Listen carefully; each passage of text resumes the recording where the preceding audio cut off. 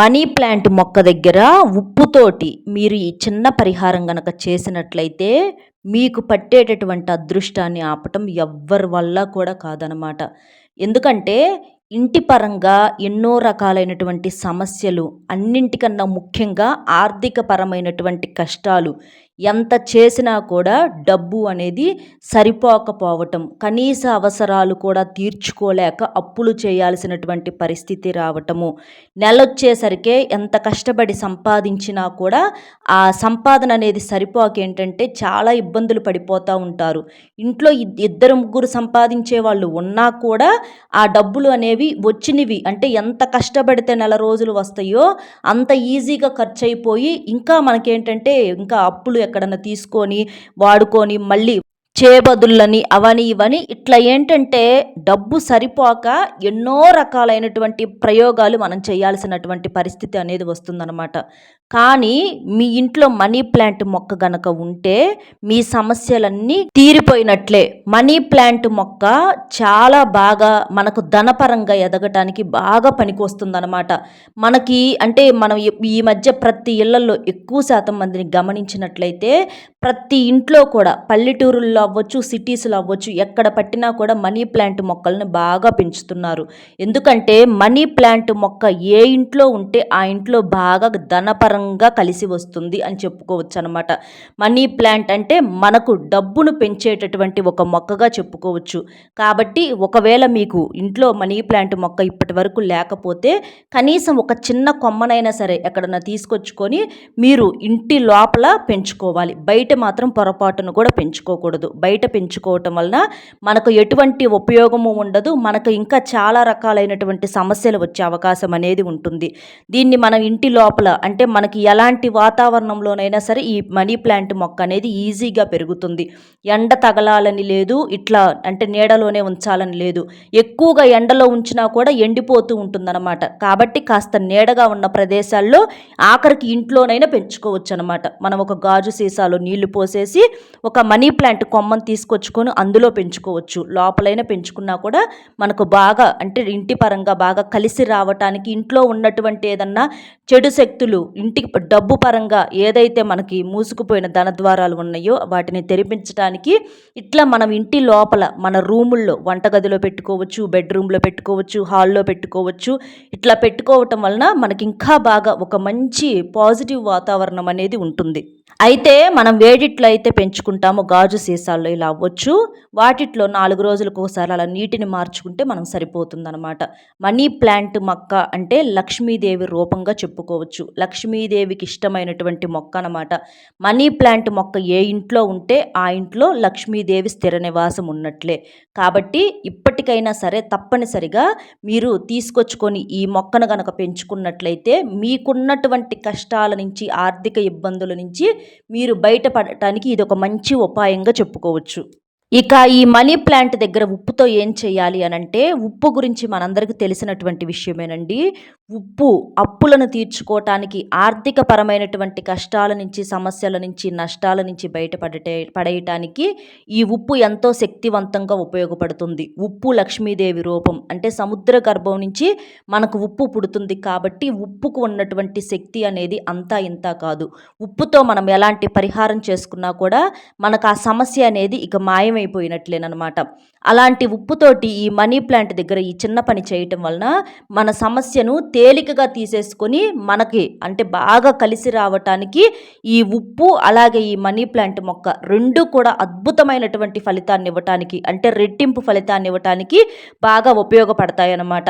మనకు చూసినట్లయితే ఇంటి మీద ఏంటంటే ఎప్పుడూ కూడా నలుగురు ఏడుపులు, చూపులు పడటము, ఎన్ని బాధలో మనం పడి కుటుంబాలను లాక్కొచ్చుకుంటా ఉంటుంటే జనానికి ఏంటంటే బ్రహ్మాండంగా బ్రతుకుతున్నట్లుగా, అసలు మనకి దిగులు అంటే ఏదో తెలియనట్లుగా, మంచి అంటే కొంచెం ఏదన్నా ఒక రకమైనటువంటి బట్టలు వేసుకున్నా కూడా వాళ్ళ కళ్ళకు అవి పట్టుబట్టల్లాగా కనిపించటము, పచ్చడి వేసుకొని తింటున్న పంచభక్ష పరమాణాలు వేసుకొని తింటున్నట్లుగా, ఇట్లా ఏంటంటే జనాల చూపులు అనేవి ఎప్పుడు కూడా ఇరుగు పొరుగు వాళ్ళు అవ్వచ్చు, ఎదురిళ్ళ వాళ్ళు అవ్వచ్చు, లేదా బంధువుళ్ళు అవ్వచ్చు, తెలిసిన వాళ్ళు అవ్వచ్చు, ఇట్లా ఏంటంటే అట్లా ఏడుస్తూ ఉంటారనమాట. అంటే కొంచెం ఏదన్నా బాగున్నా కూడా అస్సలు చూసి ఓర్చుకోలేరనమాట.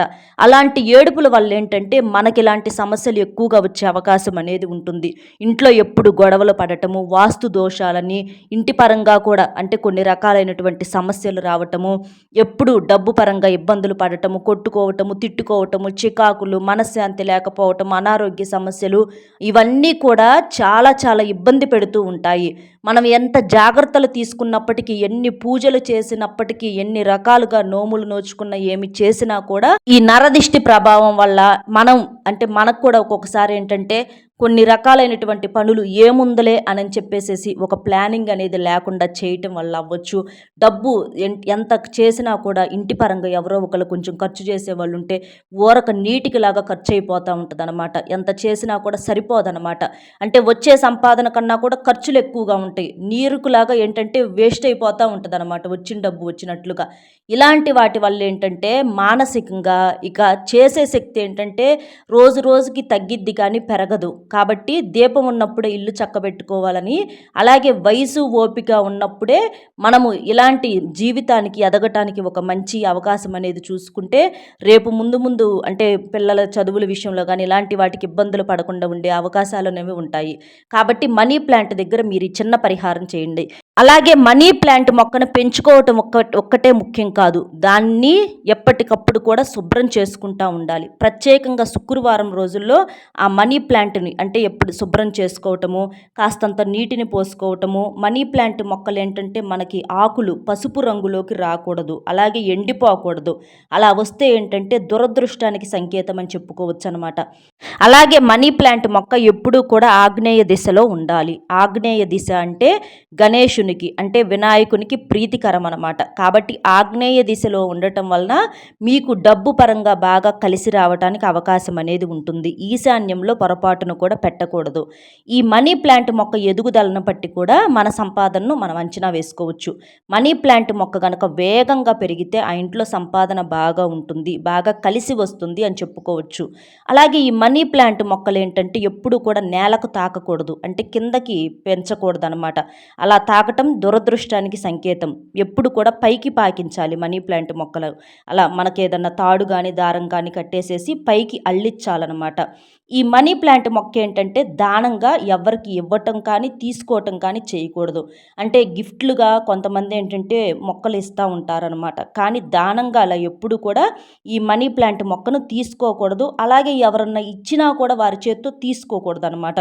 మీకు కావాలంటే అంటే మామూలుగా మనీ ప్లాంట్ మొక్క కొనుక్కొచ్చుకోవటం కానీ, లేకపోతే ఎవరి దగ్గరన్నా ఇళ్ళ దగ్గరకు వెళ్ళినప్పుడు ఒక చిన్న కొమ్మని తుంచుకొచ్చుకోవటం, అంటే వారికి తెలియకుండా తుంచుకొచ్చుకోవటం. ఎందుకంటే తెలిసి తుంచుకుంటే ఎవరు కూడా ఊరుకోరు అనమాట. ఎందుకంటే మనీ ప్లాంట్ లక్ష్మీదేవి వారి ఇంటి లోపల నుంచి బయటికి వెళ్ళిపోతుందేమో అన్న ఉద్దేశంతో ఊరుకోరు.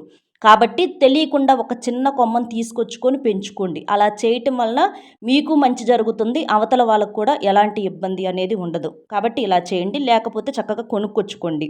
ఇక ఈ మనీ ప్లాంట్ మొక్కని ఎవరికన్నా దానంగా ఇవ్వటం వల్ల ఏం జరుగుతుందంటే శుక్రగ్రహం అనేది కోపిస్తుందన్నమాట.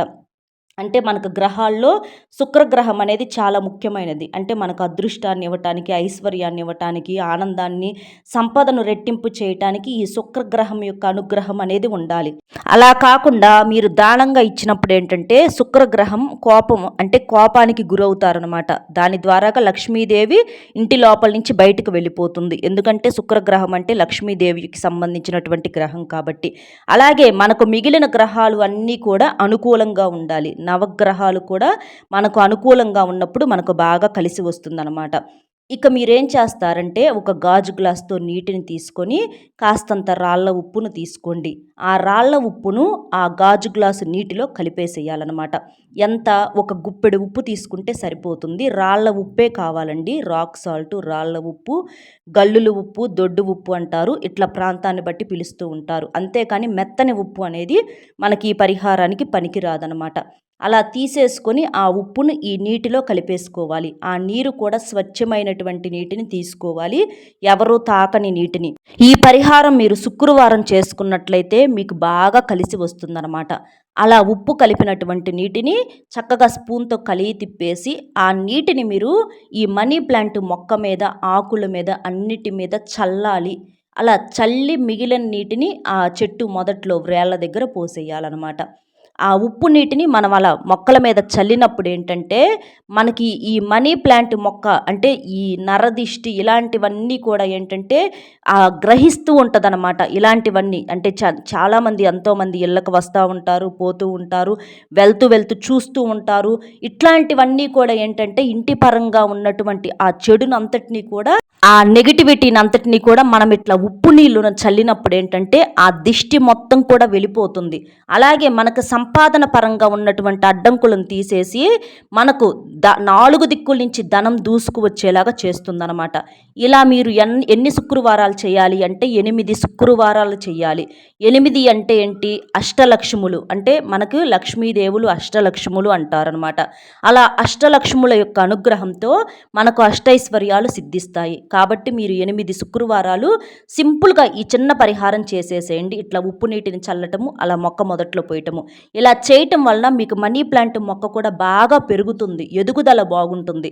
మనీ ప్లాంట్ మొక్క ఎదుగుదల ఎంత బాగుంటే మన సంపాదన కూడా అంత ఎదుగుతుందనమాట. ఈ పరిహారం శుక్రవారం ఉదయం అంటే సూర్యకిరణాలు మనకు వస్తాయి కదండి, అంటే 6 గంటల నుంచి ఆ సమయంలో చేసుకుంటే మీకు ఇంకా మంచి ఫలితం, అంటే సూర్యకిరణాలు తాకేలాగా ఈ పరిహారం అనేది మనం చేయాల్సి ఉంటుందన్నమాట. ఇక ఈ పరిహారం వచ్చేటప్పటికి ఇంటి యజమాని అవ్వచ్చు, లేకపోతే భార్య అవ్వచ్చు, ఇట్లా వీళ్ళు చేయటం వలన మీకు ఇంకా బాగా కలిసి రావడానికి అవకాశం అనేది ఉంటుందన్నమాట. అంటే మీరు ఎవరైతే ఈ ఇంట్లో సంపాదిస్తూ ఉంటారో అలాంటి వారి చేతుల మీదుగా మీరు ఈ చిన్న పరిహారం కనుక చేపించినట్లయితే వారి సంపాదన అంటే మీ కుటుంబానికి ఇంకా మంచిగా బాగా సంపాదించడానికి, వారికి బాగా కలిసి రావటానికి వారి చేతుల మీదుగా చేసినట్లయితే ఇంకా బాగా కలిసి వస్తుంది. అంటే వారి చేత్తో ఏమి తాకినా కూడా పట్టిందల్లా బంగారం అవటానికి, బాగా సంపాదన రెట్టింపు అవటానికి బాగా పనిచేస్తుందన్నమాట. కాబట్టి శుక్రవారం రోజున ఉదయం పూట ఈ చిన్న పరిహారం చేయండి. ఇలా 8 వారాలు చేయండి. తప్పనిసరిగా శుద్ధిగా చేసుకోవాలి. ఈ పరిహారం స్నానం ఆచరించాలి, మాంసాహారం తినకూడదు. ఈ 8 శుక్రవారాలు మీరు నియమనిష్టలతో చేసుకుంటే ఇంకా మీకు ఫలితం అనేది త్వరగా వస్తుందన్నమాట. అప్పులు ఏమన్నా ఉన్నా తీరిపోతాయి, సంపాదన పరంగా బాగా కలిసి వస్తుంది. అలాగే మీరేంటంటే ఈ శుక్రవారాలు కూడా చక్కగా ఇంట్లో దీపారాధన చేసుకొని ఈ పరిహారం చేసుకున్నట్లయితే ఇంకా మీకు బ్రహ్మాండమైనటువంటి ఫలితం అనేది వస్తుంది. ఈ ఉప్పుతో కలిపినటువంటి నీరుని ఇలా చల్లటం వలన చక్కగా మనకు ఆ లక్ష్మీ కటాక్షం అనేది కలుగుతుందనమాట. మనకు నీరు కూడా ఎంత శక్తివంతమైనదో అందరికీ తెలిసినటువంటి విషయమేనమాట. అంటే మనకు నీరు పంచభూతాల్లో ఒకటి. నీటిని నారాయణుడిగా చెప్పుకుంటూ ఉంటారు. మనకు డబ్బుకి నీటికి చాలా దగ్గర సంబంధం ఉందన్నమాట. మొక్కలకి కానీ లేదా మనుషులకు కానీ ఏ జీవికైనా సరే నీరు లేకుండా ఏవి కూడా బ్రతకలేవు. తిండి లేకపోయినా బ్రతకగలుగుద్దేమో కానీ ఏ జీవైనా సరే, మనుషులైనా మొక్కలైనా, కానీ నీరు లేకుండా ఏవి కూడా బ్రతకలేవన్నమాట. అంత శక్తివంతమైనవి నీరు, శుద్ధి అయినవి నీరు అనమాట.